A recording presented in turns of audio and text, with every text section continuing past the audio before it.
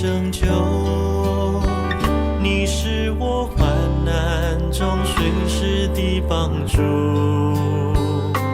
众山怎样围绕耶路撒冷，你必围绕我到永远。主，你是我力量，主，你是我高台，坚固磐石，我信靠你必不动摇。主，你是我力量，主，你是避难所，我的盼望只在乎你。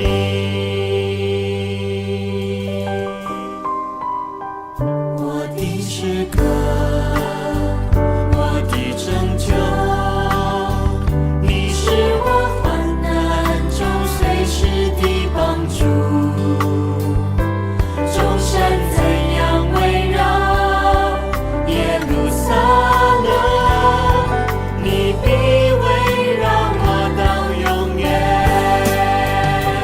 主，你是我力量，主，你是我高台，坚固磐石，我信靠你必不动摇。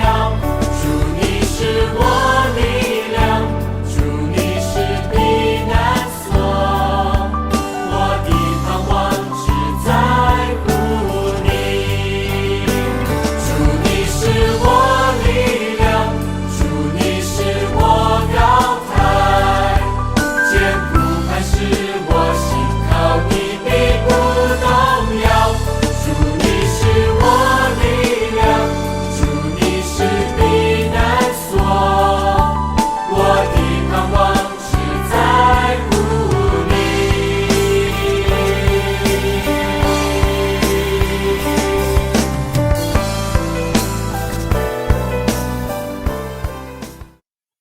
各位兄姐，大家早安，我是许书维执事。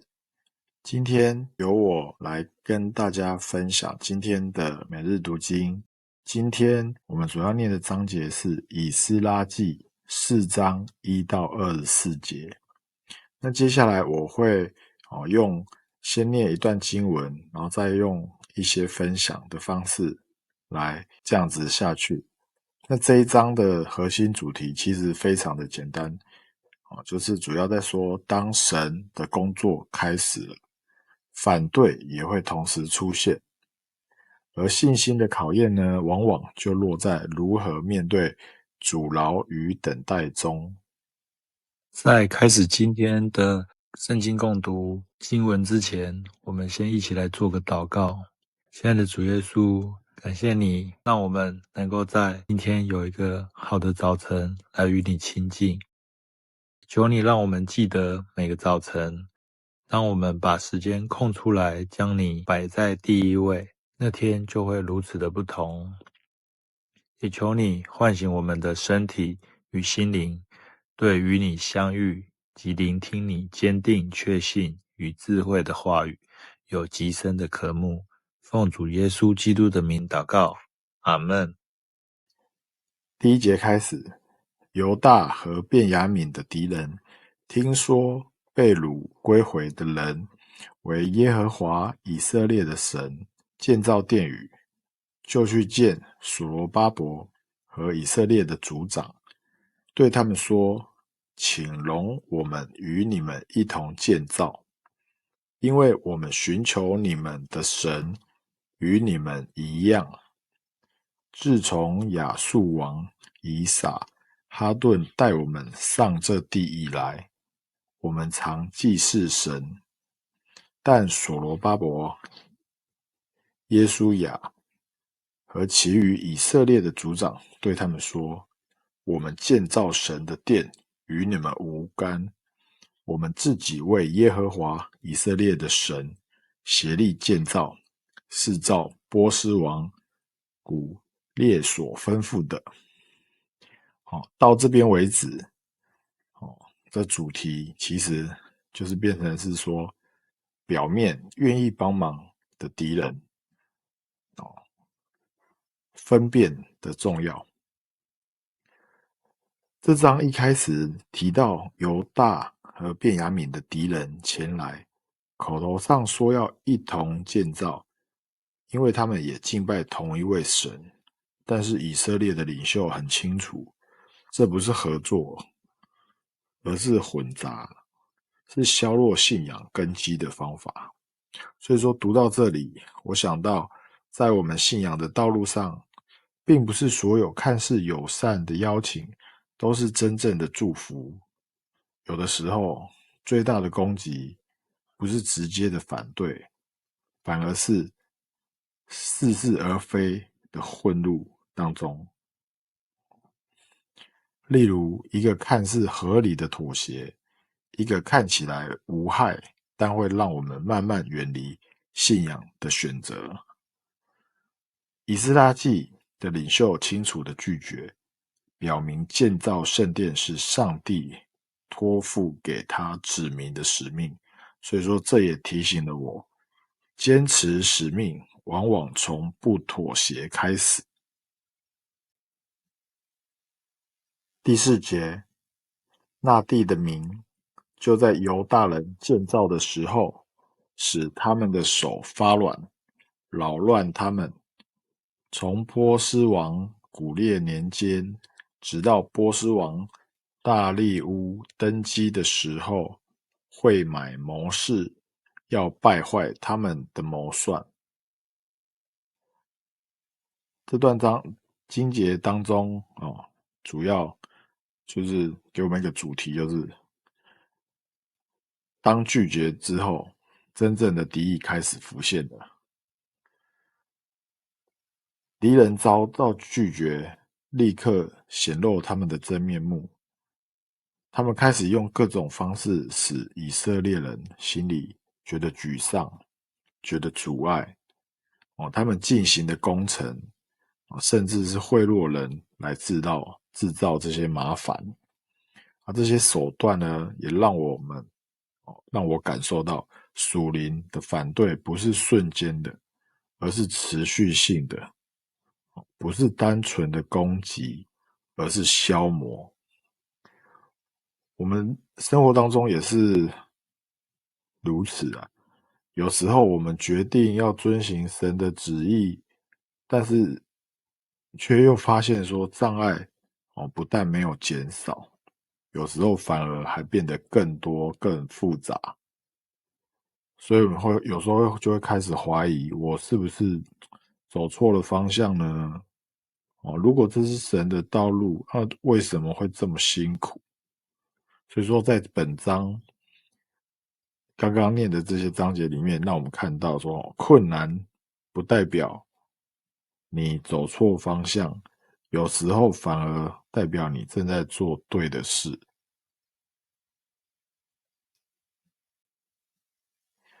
第6节，在亚哈水鲁才登基的时候，上本控告犹大和耶路撒冷的居民。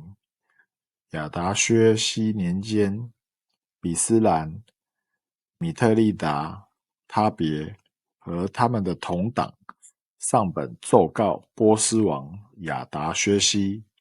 本章是用亚兰文字、亚兰方言。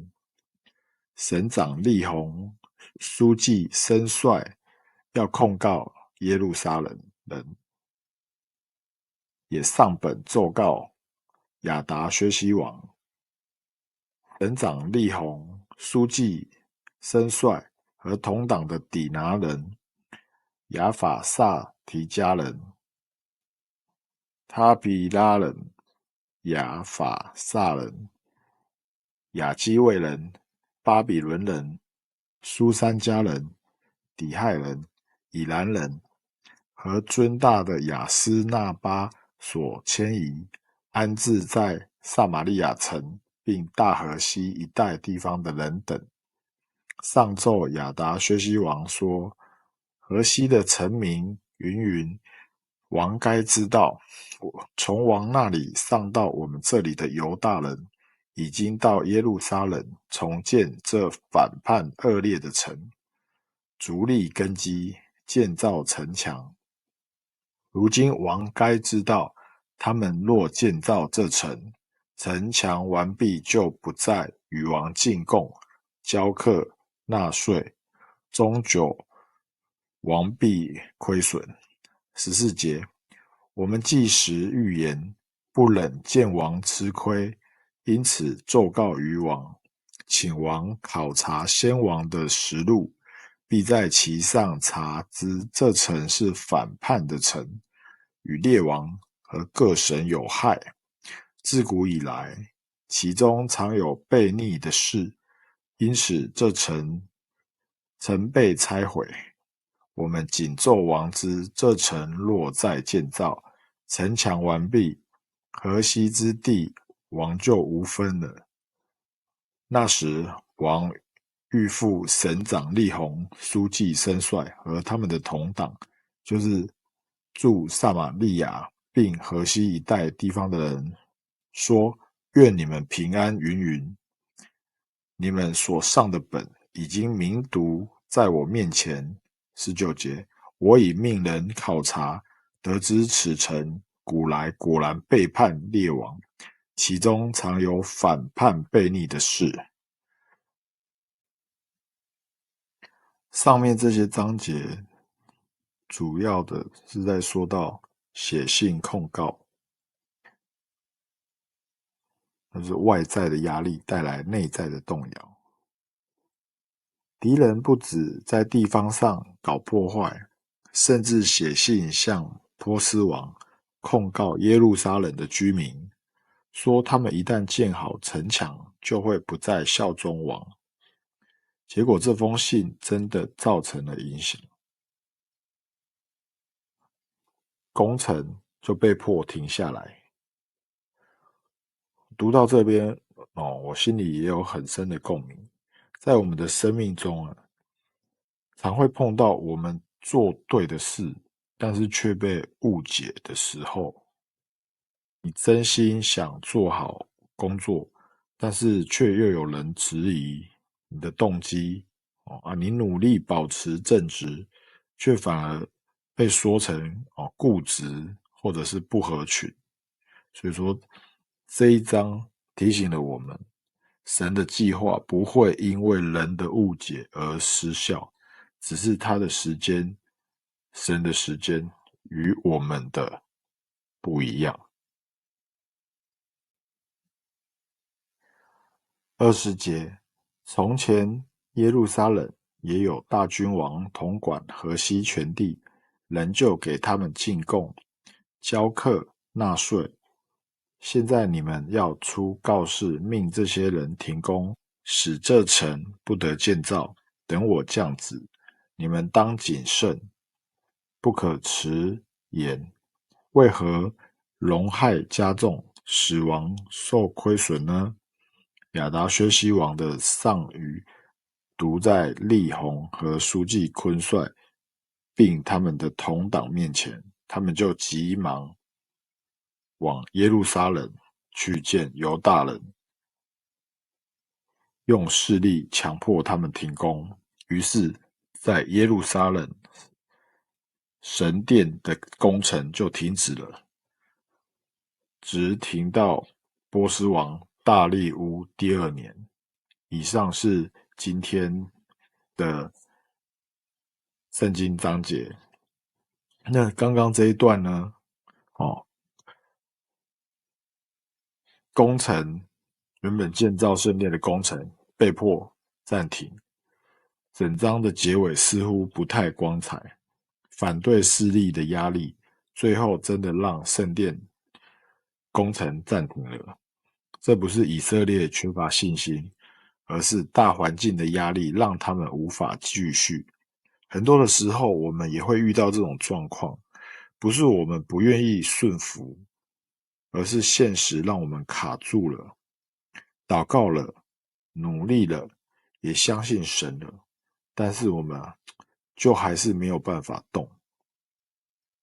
然而圣经后面的章节也告诉了我们，停工只是暂时，神并没有放弃他的百姓，也没有放弃他的计划，他会在他的时间里恢复工作，兴起先知，也感动君王，让神的旨意继续前进。所以这段停工期其实是有很深的意义。信心不是只在顺利时长大，反而是在暂停、等待和不理解的时候最能扎根。总结我对这章的感动有3个，我觉得是非常实用的一个提醒，跟大家分享。第一，就是分辨是信仰成熟的第一步。那第二个就是遇到敌意或者是阻碍，不要立刻怀疑神的带领。那第3个就是停滞不等于就是失败。以斯拉记第4章看起来就像是一个挫折的故事，但其实它是一段信心的篇章。在敌对、误解、逼迫、停工的过程当中，神的子民学会了分辨、坚定，也学会了等待。如果你现在也面临看似停滞的阶段，感觉努力没有结果，或者是遇到不必要的阻力，那这个章节可以给我们一个盼望的提醒。神的计划不会被任何人、任何制度、任何误解阻止。神的时候一到，他必定重新开始他的工。我们要做的就是在这段时间里忠心、安静，并继续倚靠他。今天是我的分享，谢谢大家。我的盼望只在乎你，我的盼望只在乎你。主你是我力量，主你是我高台，艰苦还是我信靠你必不动摇。主你是我力量，主你是避难所，我的盼望只在乎你。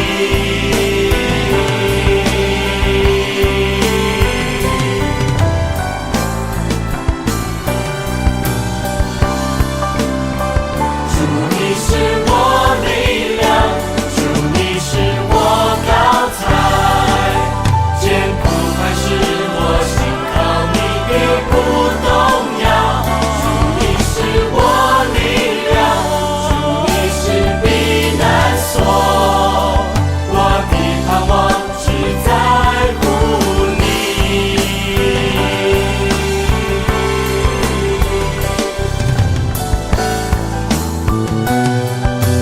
我的盼望，我的盼望只在乎你，我的盼望只在乎你。